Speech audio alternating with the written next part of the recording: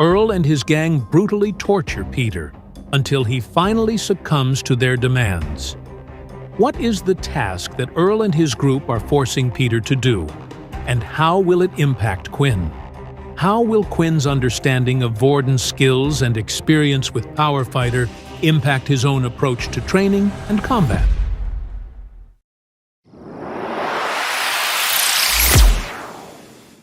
With Peter gone, that left Quinn and Vorden on their own. They were currently walking down the high street, which was full of clothes shops and restaurants. Students only received 10 credits a day as an allowance, but that didn't stop their parents from sending them extra money while they were in school. The richer students were free to spend and buy whatever they liked, and sadly the richer students were usually the stronger ones as well.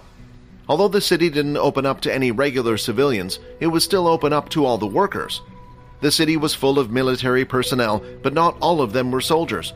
There were still cooks that were needed, admin staff, engineers, building workers, and even general people who would run the shop. They had all been granted special access from the military, and in return were given nice living accommodations and didn't have to worry about life on the outside world. So although they worked for the military, they weren't required to be relied on for fighting unless absolutely necessary. While the two were walking, Quinn couldn't help but think back to the fight between Vorden and Momo. "Hey, Vorden, I know you said your ability resets every day, but you never said you could wield two abilities at once," Quinn asked. "Didn't I?" Vorden said with an awkward smile. "Well, there are some in my family that can even hold 3. "Really? So how does it exactly work?" "Well, if I told you our family secrets, Quinn, you would have to become a part of our family. Either that or I'd have to kill you." For a second there was an awkward silence between the two, as Quinn wasn't sure if Vorden was joking or not. "Relax, will you?" Vorden said. "But yeah, I honestly can't tell you anything. You know, Originals rules and all." Vorden belonged to one of the original families that had decided to keep their ability within their family, meaning the only people that knew how to copy other abilities were the Blades. Of course, Vorden wasn't allowed to talk to anyone about their ability. "Yeah, sorry about that, but if you don't mind me asking, if you copy an ability you've never received before, how are you able to fight with them so well?" "Let me show you something," Vorden said. The two of them continued to walk down the high street, which was filled with shops, until Vorden eventually stopped just outside a game store. The two of them headed inside, and there were all types of games filled on the shelves. At the very back of the shop was a VR pod for people to test out before they bought anything. Just like everything else, even the gaming technology had improved significantly after the war. Then Vorden pointed at the VR capsule. "You see that thing? I grew up playing on that." "What?" Quinn thought. But then Quinn remembered Leo mentioning something about a VR game that was popular between students. He said if he wanted to get fighting experience, it would be good if he played a certain game. Is this what he was talking about? "There's a popular game played in the outside world and within the military schools called Power Fighter. The game is simple. It gives you an open, empty room and the two of you fight until one loses. Although it sounds simple, the game itself is used to help people train. The VR capsule can record all attributes of your body. Anything you do in the real world, you can do in the game. The only thing that it can't do is record your ability." Vorden then walked up to the capsule and touched the front of the capsule where there was a round ring. A holographic display appeared with the game's setting on top. Vorden then placed his hand on the holographic display, and a notification sound was heard. "Welcome, user ID VB copy," the machine said. As Vorden logged into the game, his user ID's information could be seen, along with a dummy model of his fighter, which looked nothing like Vorden.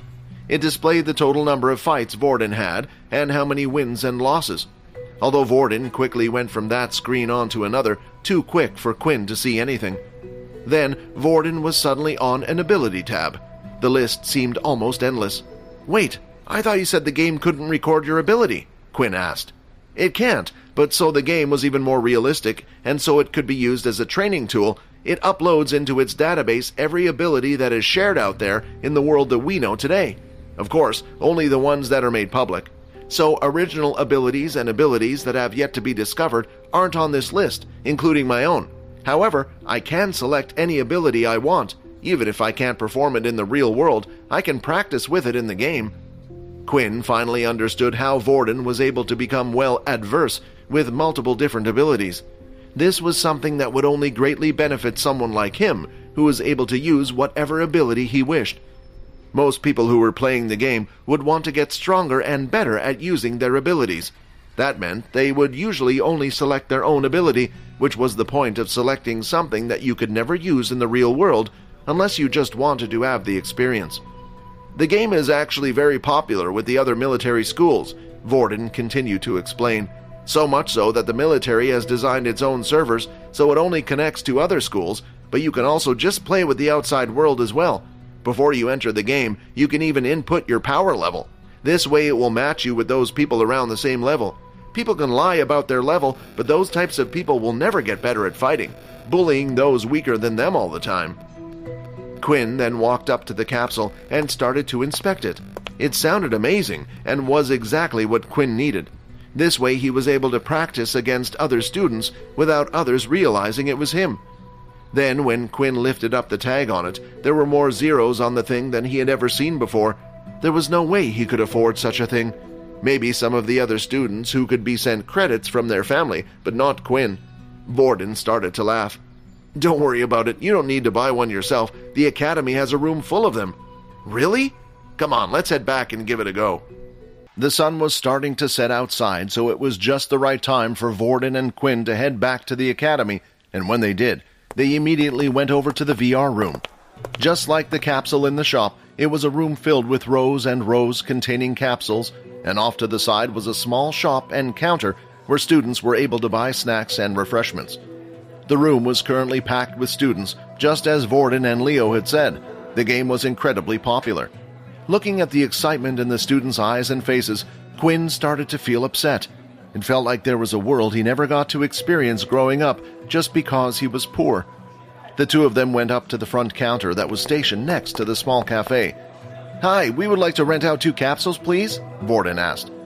"A single capsule will cost you 10 credits per hour," the female replied. Hearing that number made Quinn gulp. For some reason he had expected the capsules to be free, but of course, they would have to pay to rent them. With Quinn's 10 credits he received a day, at most he could play the game for was an hour a day.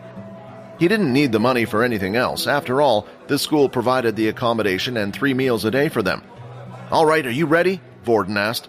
"Huh? What did you pay?" "Yeah, don't worry about it. Come on, let's go."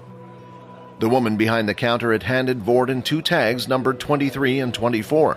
The two of them walked around the room until they had found 2 capsules next to each other. They both had large numbers displayed on the front of the capsule in big bold ink. "Here we are," Vorden said. "With these capsules, they're only able to link to the military servers.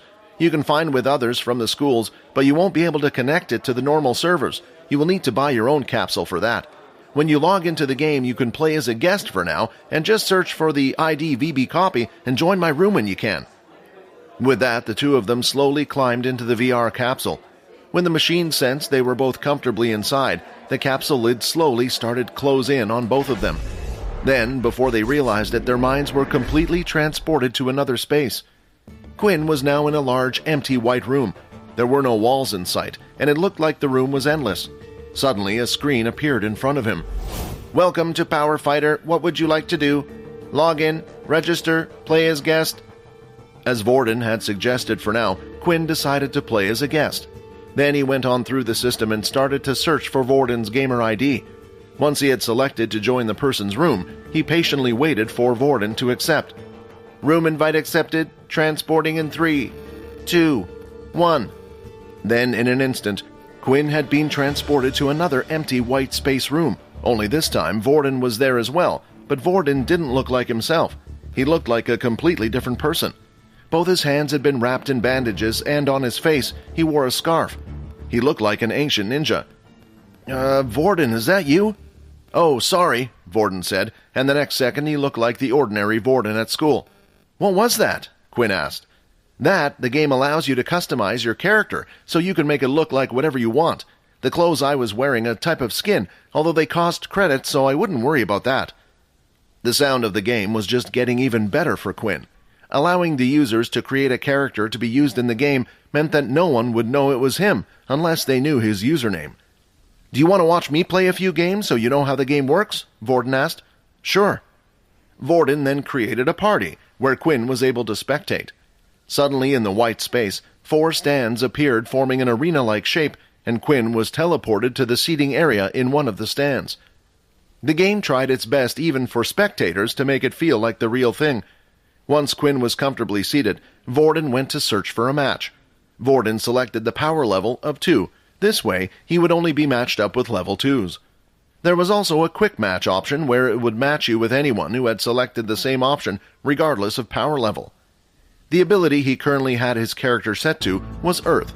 He chose this because Vorden himself had been trying to learn the Earth ability better, so that way when Peter got stronger with it, Vorden would be able to help him use it. When an opponent was found, he too was teleported into space where Vorden stood. The two of them started out on the opposite side of the room, then Quinn could see a big countdown appear over the arena. When the countdown reaches 0, the match immediately began. Vorden was going up against another Earth user. Earth users were the most common ability to be found. The match didn't last long though, as it was clear that Vorden had the greater experience when it came to fighting. The match had only lasted a total of 5 minutes, but while watching the game, Quinn started to figure out how it worked. Above each player's head was a health bar, but there was no way to show how much health each player had. Judging by what Vorden had said, this was most likely because everyone had a different set of health, depending on what the VR headset was able to read from the body. Quinn himself knew this because of his inspect skill. Every time he would look at the stats of a different person, some of them had different amounts, and that included him. The next thing he noticed was the fact that there wasn't actually any damage done to the player. When Vorden would strike or stab a person, the system would cause the player to react to these, by startling the player, but it wouldn't permanently damage the person like it would have done in real life. Similar to a game, it would treat hits on vital parts as a critical hit, but the player could continue to fight like normal as long as their HP didn't hit 0. After that, Quinn continued to watch Vorden play a few more games, and before they knew it, their time was up. Although Quinn didn't have the time to play today, he couldn't wait to try out the machine tomorrow. What hidden power is Vorden keeping from Quinn? And why can't he reveal it? How will Quinn adapt to this virtual world? And what challenges await him? Find out in the next episode.